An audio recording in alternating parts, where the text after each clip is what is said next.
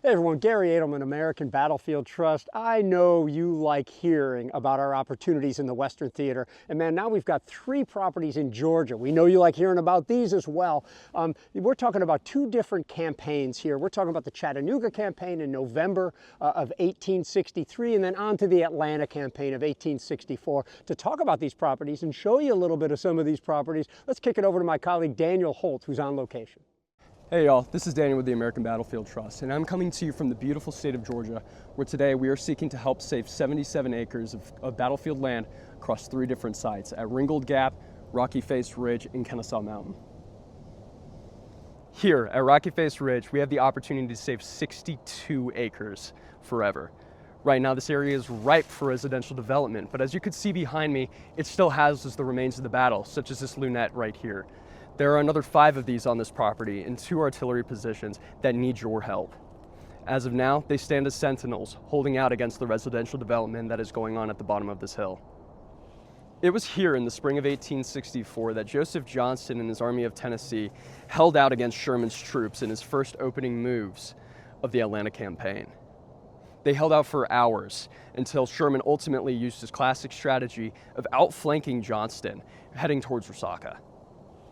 It was 10 miles northwest of these artillery positions here at Rocky Face Ridge, where Confederate defenses held out in another battle just 7 months prior.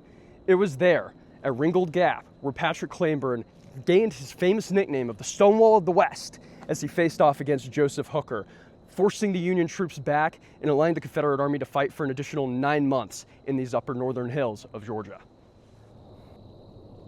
Just due west of Turner's Mississippi Battery, we have the ability to save an additional 3 acres of battlefield land right here at Kennesaw Mountain.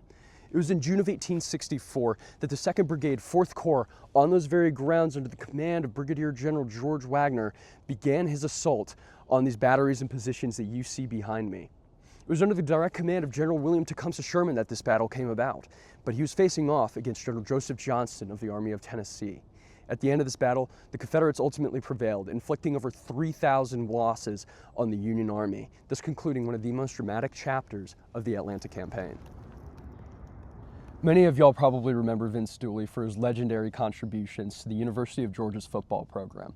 However, here at the American Battlefield Trust, we remember him as a board member and a staunch defender of battlefield land, which is why we are excited to announce that the state of Georgia has recently created the Vince Dooley Battlefield Trust Fund, which allows organizations to secure grant funding for future battlefield acquisitions in his name.